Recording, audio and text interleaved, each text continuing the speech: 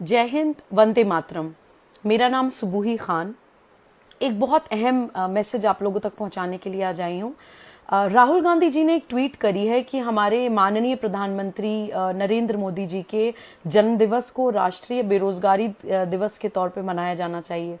हालांकि मैं राहुल गांधी जी को इतना परिपक्व और इतना समझदार नहीं समझती कि उनकी इस तरह की बेबुनियाद ट्वीट के ऊपर कोई डिस्कशन किया जाए या मैं उस पर अपना समय बर्बाद करूं। लेकिन क्योंकि उन्होंने एक ऐसे टॉपिक को मेंशन किया है, एक ऐसे मुद्दे को मेंशन किया है जो हमारे युवाओं के लिए एक बहुत इमोशनल और बहुत दिल से जुड़ा हुआ मुद्दा है, और हमारे देश की एक बहुत बड़ी परसेंटेज जो है वो यूथ है, वो 35 साल से कम उम्र तक के या 35 साल तक के लोग हैं। तो मैं उन सब लोगों को इस वीडियो के माध्यम से मैसेज देना चाहती हूँ कि हमारे माननीय प्रधानमंत्री जी इस देश में जो 70 साल से जो गंदगी जमा हुई है उसको साफ करने के लिए दिन रात लगे हुए हैं। जब एनआरसी की बात हुई थी, national register of citizen maintain करने की बात हुई थी, तो डेफिनेटली एक जो नेशनल रिसोर्सेज हैं वो हमारे देश के सिटीजन्स को कैसे मिले उसके ऊपर सोचा जा रहा था कि जो घुसपैठिए हैं, इम्पोस्टर्स हैं और कुछ आतंकवादी हैं, कुछ इंटरनेशनल स्पाइज हैं, हमारे देश में रहकर और सिटीजन बन के सिटीजन की आड़ में हमारे देशवासियों की रोटी खा रहे थे, हमारी रिसोर्सेज शेयर कर रहे थे। तो डेफिनेटली जब वो कैटेगरी हो जाती तो ये बेरोजगारी की प्रॉब्लम अपने आप सॉल्व हो जाती, क्योंकि बहुत बहुत ज्यादा नंबर ऑफ जो नौकरी है, जो रोजगार है, वो बहुत सारे ऐसे लोग ले रहे हैं जो इस देश के नागरिक नहीं है। जब पॉपुलेशन कंट्रोल लॉ की बात आती है तभी भी एंटी भारत जो मानसिकताएं, उनके पेट में दर्द हो जाता है। जब पॉपुलेशन कंट्रोल हो जाएगी देश की तो भी बेरोजगारी की प्रॉब्लम सॉर्ट आउट हो जाएगी। इस तरह से बहुत सारी छोटी छोटी चीजों पे काम हुआ है, काम हो रहा है, और बहुत सारी चीजें ऐसी होती हैं जिनके अम्ब्रेला सॉल्यूशंस होते हैं कि आप एक चीज कर दीजिए तो उससे जुड़ी हुई छोटी छोटी प्रॉब्लम्स अपने आप सॉल्व हो जाती हैं। लेकिन ये लोग ना तो ये प्रॉब्लम सॉल्व करने देना चाहते हैं, ये लोग सिर्फ मुद्दों को सेंसेशनलाइज करके, लोगों की भावनाओं के साथ खिलवाड़ करके समाज में बंटवारा करना चाहते हैं। और ये देखिए, जो रेडिकल लेफ्ट होते हैं, वामपंथी मानसिकताओं की, ये बहुत पुराना इतिहास है कि ये समाज को हमेशा माइनॉरिटी, मेजॉरिटी और दलित और सवर्ण और महिला और पुरुष, ब्लैक और वाइट, तुम युवा हो, तुम्हारे पास नौकरी नहीं है, ऐसे करके गुटों में समाज को बांटते हैं, उनके अंदर डिप्रेशन डालते हैं, उनके अंदर एंजाइटी डालते हैं और उनके डर के ऊपर अपनी राजनीति करते रहते हैं। ये लोग कभी नहीं चाहते कि आप लोग उठें, ये लोग कभी नहीं चाहते कि आप लोग एक्चुअली आप लोगों को रोजगार मिले। और जो प्रधानमंत्री 70 साल की उम्र में दिन रात एक कर रहे हैं हमारे लिए, हमारे देश के लिए, उनके खिलाफ हम लोगों को खड़ा करने की कोशिश कर रहे हैं, जो हमें अपनी आंखें खोलने की बहुत ज्यादा जरूरत है। मैं तो ये कहती हूं कि हमारे माननीय प्रधानमंत्री जी के जन्म दिवस को राष्ट्रीय स्वाभिमान दिवस के तौर पे मनाया जाना चाहिए। उन्होंने किसका स्वाभिमान नहीं बढ़ाया? उन्होंने मुस्लिम महिलाओं का स्वाभिमान बढ़ाया, जो हलाला जैसी बलात्कार और ट्रिपल तलाक जैसी कुप्रथा से पीड़ित थीं। उन्होंने कोरोना वॉरियर्स का स्वाभिमान बढ़ाया, जब उन्होंने ताली और थाली बजवाई कोरोना वॉरियर्स के सम्मान में। उन्होंने प्रयागराज में सफाई कर्मचारियों के पैर धोए, उन्होंने सफाई कर्मचारियों का स्वाभिमान बढ़ाया। हम लोग जनरली सर्विसेज ले लेते हैं लोगों से, लेकिन उनको उसका दाम दे देते हैं, लेकिन उनको सम्मान नहीं देते। और यही जो हमारे देश में सब लोगों का स्वाभिमान धीरे धीरे तोड़ा गया है, जो आत्मसम्मान धीरे धीरे तोड़ा गया है, इसी वजह से हम लोग एंटी नेशनल बातों को बर्दाश्त कर लेते हैं। इसी वजह से हमारा खून नहीं खौलता है जब हमारी देश विरोधी कोई बात होती है, क्योंकि हमारा स्वाभिमान तोड़ा गया है।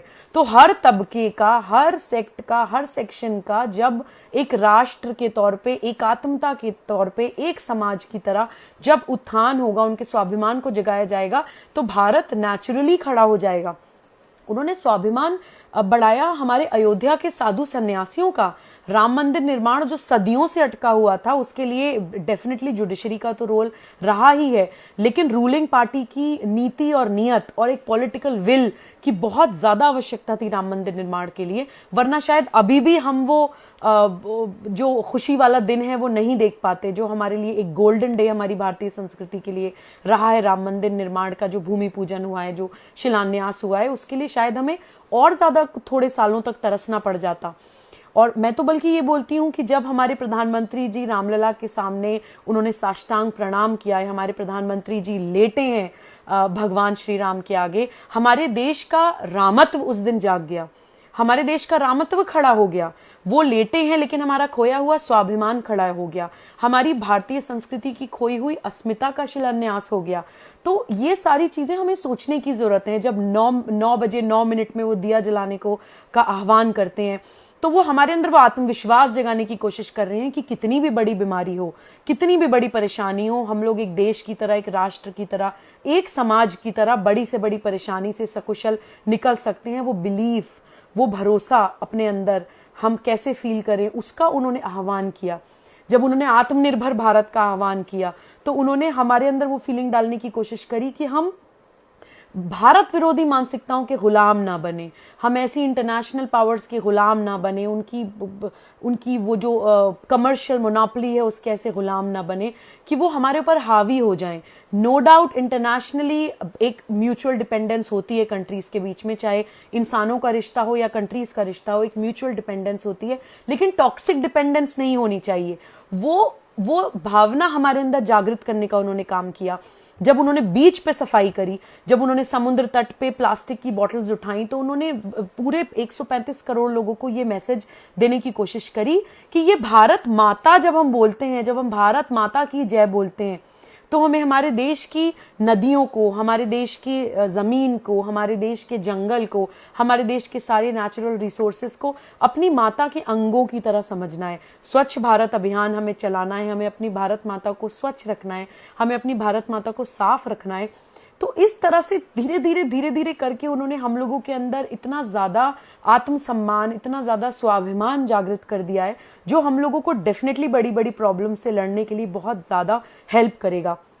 कश्मीर मुद्दा देखिए, जो भारत विरोधी मानसिकताएं हैं, जो तुच्छ फुटकर राजनीति करने वाले लोग हैं, उन्होंने जितने भी बॉर्डर रिलेटेड इश्यूज हैं हमारे देश में, वो उन्हीं के दिए हुए हैं। चाइना कभी हमारा पड़ोसी नहीं था। चाचा नेहरू ने 1950s में पहले तिब्बत को इन्वेड करवाया, चाइना को चावल सप्लाई करे, चाइना को अपना पड़ोसी बनाया। फिर 1958 में उस वक्त के डिफेंस मिनिस्टर ने चाइना के जो हाई मिलिट्री ऑफिशियल्स हैं, हाई रैंकिंग, उनको हमारे भारत के कॉन्फिडेंशियल डिफेंस एस्टैब्लिशमेंट का टूर करवाया। वो 1958 में हमारी पता नहीं कौन से कॉन्फिडेंशियल सीक्रेट्स लेकर गए, और 1962 में हम हारे चाइना से वॉर। और तो और इतने में ही अगर चचा नेहरू का पेट नहीं भरा, तो उन्होंने उस 1962 वॉर में इंडियन एयरफोर्स को ज्वाइन भी नहीं करने दिया। ऐसा लगता था किसी से जानबूझ के वो भारत को चाइना से हरवाना चाहते हैं और उस विस्तारवादी वामपंथी मानसिकता वाले एक दुश्मन देश को हमारे सर पे सवार कर देना चाहते हैं, जो उन्होंने कर दिया। और तो और यूनाइटेड नेशन सिक्योरिटी काउंसिल में भारत और चाइना के मेंबर बनने में उन्होंने चाइना के लिए सिफारिश करी, भारत के लिए, अपनी माँ के लिए, अपने देश के लिए सिफारिश नहीं करी। और उन्होंने अपनी सत्ता चलाने के लिए देश का विभाजन कर दिया। पाकिस्तान बनवाने वाले यही लोग हैं। तो जितने भी बॉर्डर रिलेटेड इश्यूज हैं हमारी कंट्री में, राष्ट्रीय सुरक्षा को हमारे खतरे में डालने वाले यही कांग्रेसी लोग हैं, जो हमारे माननीय प्रधानमंत्री के खिलाफ और भारतीय जनता पार्टी के खिलाफ हम लोगों को, युवाओं को खास तौर से भटकाने की कोशिश करते हैं, हम लोगों को सही रास्ते से हटाने की कोशिश करते हैं। तो ये भी हमें समझने की जरूरत है। कश्मीर मुद्दा देखिए, आर्टिकल 370 से हट गया। कश्मीर को जो एक ही कंट्री में, एक मैं कहती हूं कि द्विराष्ट्रवाद की जो मानसिकता थी, जिस मानसिकता से इन लोगों ने पाकिस्तान बनवाया था, उसी मानसिकता के बीज इन्होंने कश्मीर में डाल दिए थे। और अगर हम और कुछ साल शायद उसको इतना सीरियसली नहीं लिया जाता, तो कश्मीर का तो भगवान और अल्लाह ही मालिक है कि क्या होता। तो हमारे जो ताज है हमारे देश का, कश्मीर, जो क्राउन ऑफ आवर कंट्री कहलाया जाता है, और ऐसे ही नहीं कहलाया जाता है, बहुत रिच हमारा कल्चरल हेरिटेज है, कश्मीर का एक इतिहास है। और उस वजह से वो लोग कश्मीर को हमसे तोड़ना चाहते थे। तो उसको वापस लाने वाले हमारे माननीय प्रधानमंत्री जी हैं। और जब पुलवामा में हमारे सैनिक शहीद हुए 44, तो पाकिस्तान को उनके घर में घुस के उनकी औकात याद दिलवाने वाले हमारे माननीय प्रधानमंत्री जी हैं।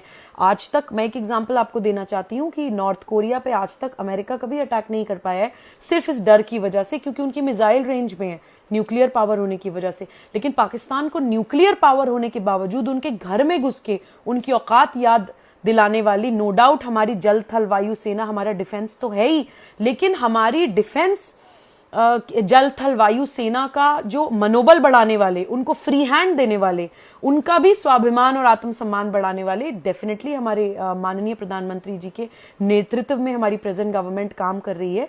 क्योंकि देखिए जिस वक्त कसाब ने अटैक किया था यहाँ पे, उस वक्त भी हमारी इंडियन एयरफोर्स तैयार थी लड़ने के लिए, लेकिन जो हमारी रूलिंग पार्टी थी उन्होंने अलाउ नहीं किया था। ऐसे ही चाइना और इंडो चाइना वॉर में कांग्रेस ने अलाउ नहीं किया था इंडियन एयरफोर्स को।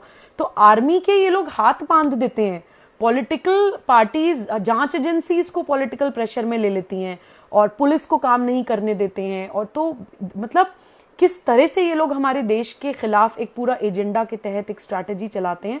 तो मैं तो कहती हूं कि धीरे धीरे जिस तरह से हम लोगों को हमारे माननीय प्रधानमंत्री जी के नेतृत्व में उस गटर से निकाला गया जिसमें हम बुरी तरह से फंस गए थे, 21 जून को योग दिवस के तौर पे प्रमोट किया गया, आयुष मंत्रालय ने आयुर्वेद को प्रमोट किया। एक पकौड़ा तलने वाला एग्जाम्पल मुझे याद आ रहा है कि पकौड़ा तलने वाला एग्जाम्पल में बड़ा क्रिटिसाइज किया गया था कि आप तो देश के युवाओं से पकौड़ा तलवाना चाहते हैं। देखिए वो डीपर लेवल के मैसेजेस होते हैं, ये आप लोग फुटकर राजनीति करने वाले लोगों को ये डीपर लेवल के मैसेजेस समझ नहीं आएंगे कि पकौड़ा तलना एक एटलीस्ट एक स्किल तो डेवलप कर रहे हैं आप अपने अंदर, खाली तो नहीं बैठे, आप टाइम किल तो नहीं कर रहे हैं। बड़ी बड़ी जितनी भी बड़ी बड़ी ब्रांड्स हैं, जितनी भी फूड कंपनीज हैं, वो कहीं ना कहीं एक छोटी स्किल डेवलपमेंट से ही स्टार्ट हुई होंगी।